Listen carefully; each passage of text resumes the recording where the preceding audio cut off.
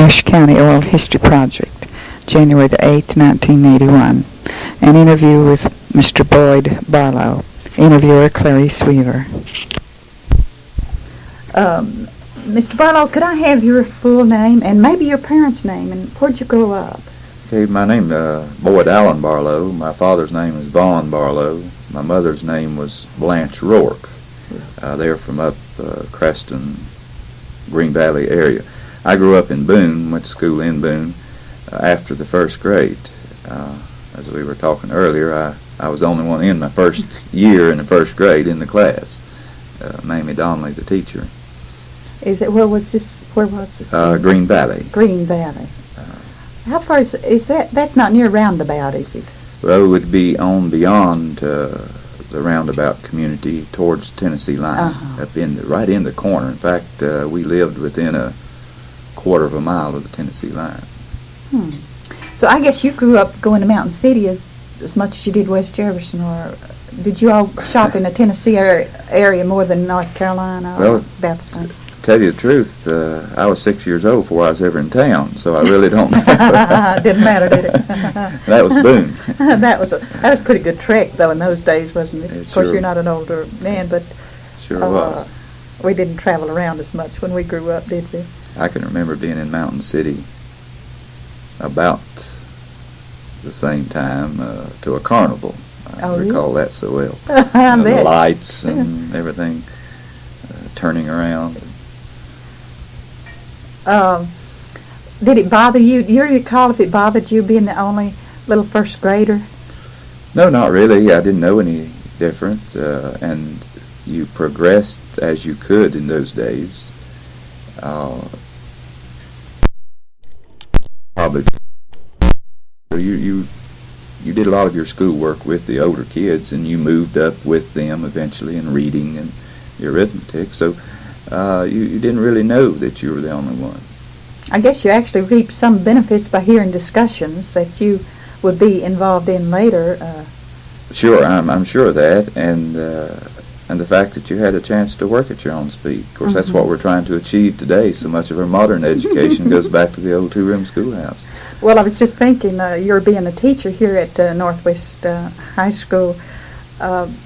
You probably may not realize it, but you're probably leaning back to those days to work with your students here. It helps you in that respect. Do you think that could be so? Whenever possible. Of course, when you have large numbers of students now, you have to adjust. So this individualized instruction, sometimes it's great in concept, but sometimes difficult to do, especially in the type of courses I teach. And what do you teach? Well, right now I'm teaching a math class, physics, general science, and 2 biology classes. Did you always want to be a teacher, or was this... Not really. I was 26 years old before I graduated from college, and teaching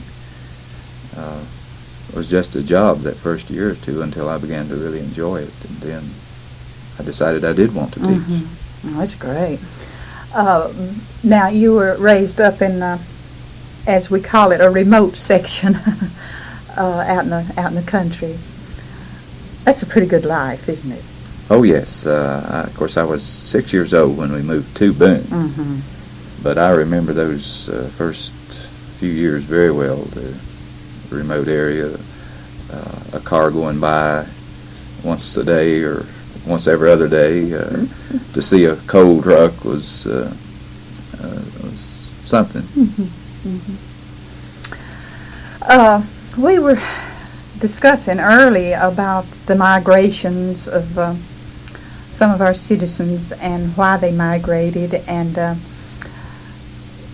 now up in the Pottertown area, there's a pretty good sized feud going on that that resulted in some migrations, were they not?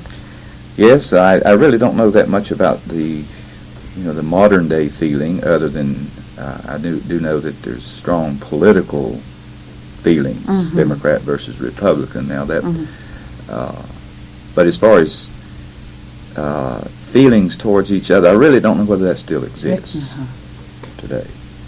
Well, it could. I imagine there's a bit of it in spots. Possibly, yes. Yeah, probably. You have a letter there would you explain that letter to me? And I was just think perhaps after you explain it, maybe just read it. It's so good. This goes back to what, the Civil War period? Yes, during the Civil War. This letter was written by Mr. William Albert Wilson to his brother, Robert B. Wilson of Creston, in 1941, written at Durham, North Carolina.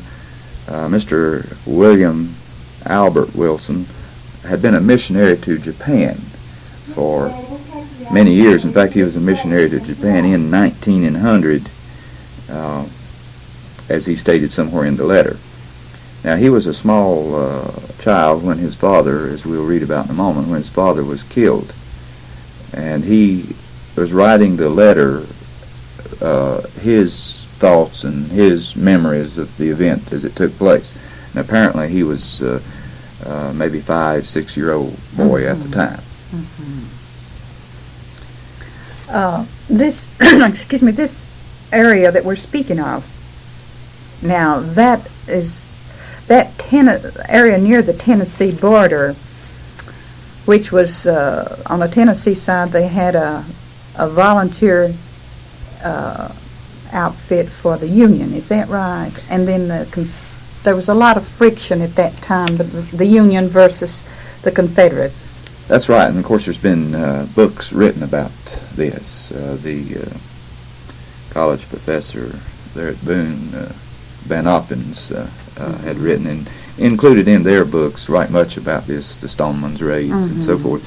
But definitely the East Tennessee remained Union, and the Shounds Mountain City people basically remain Union. Now, according in this letter, we'll discover that some of them apparently acquired uniforms, perhaps weapons, and called themselves Union military, though really, technically, they were not in the Union Army.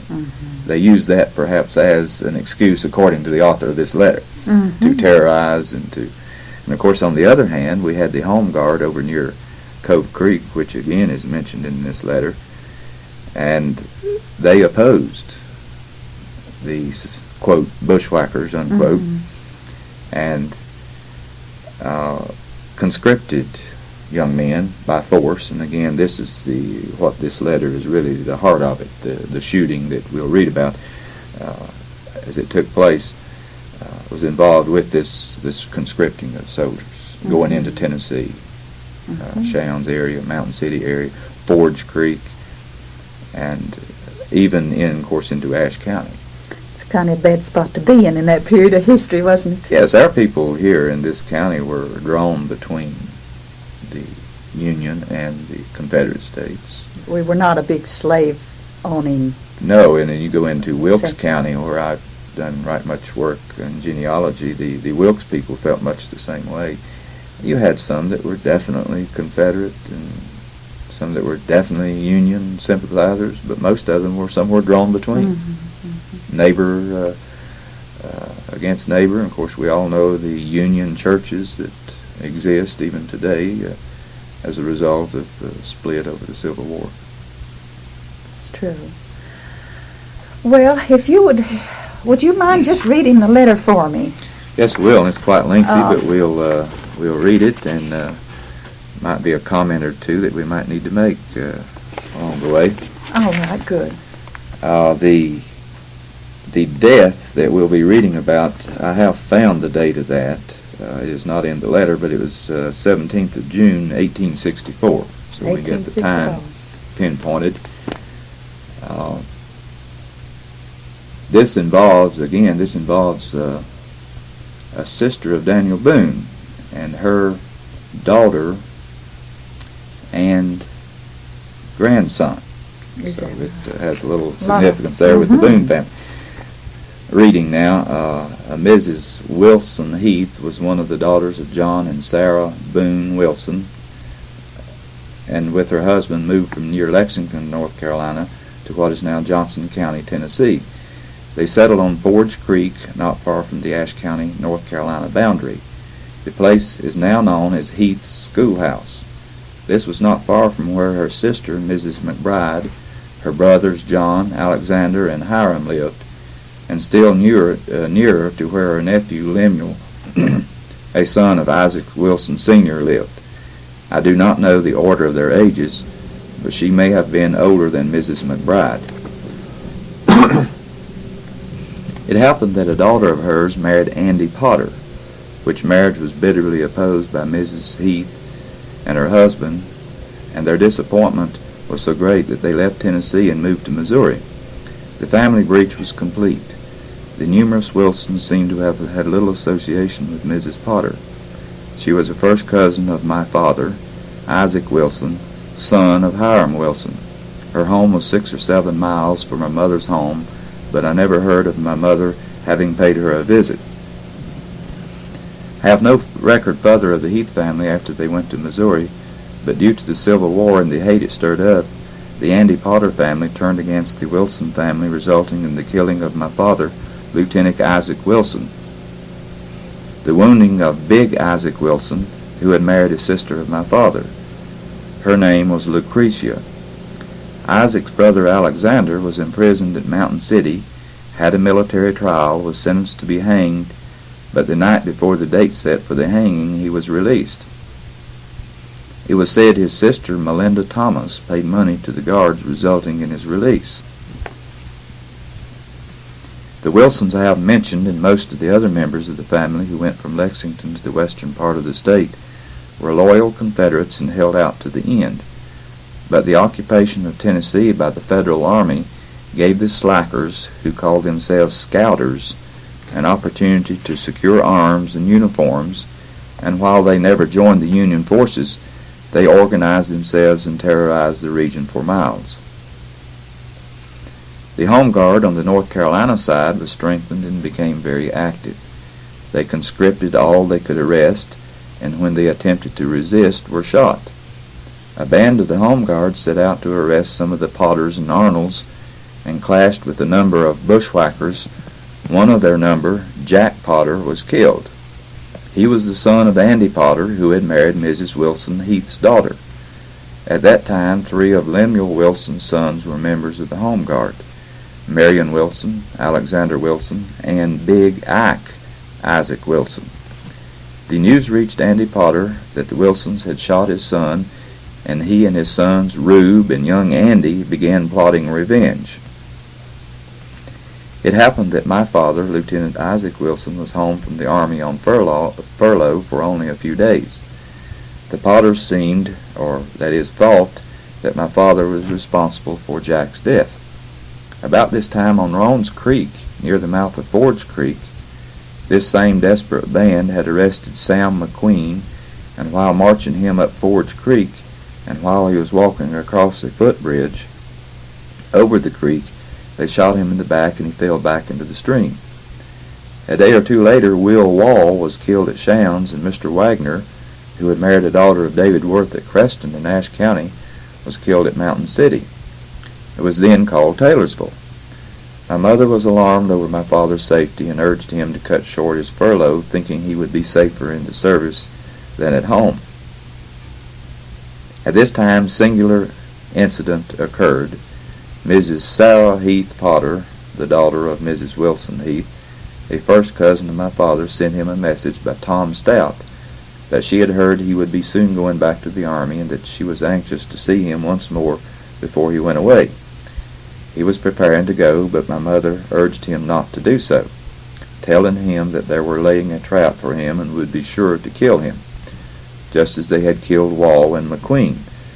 My father decided to return to his post in the Army, but said he would plow a field of corn early next morning, and told all the elder children to arise early so as to hoe after his plow. He went to his blacksmith shop early the next morning and sharpened his plow, and as soon as his breakfast was over, followed by my sisters Frankie and Jane, he went to the field. My oldest sister, Emma, was to go after she had milked the cows, and several of the neighbors were to help him with the hoeing. It was not long after sunrise when he reached